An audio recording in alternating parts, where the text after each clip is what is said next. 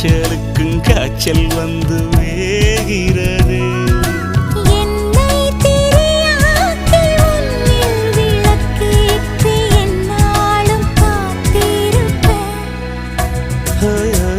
அழகூரில் புத்தவளி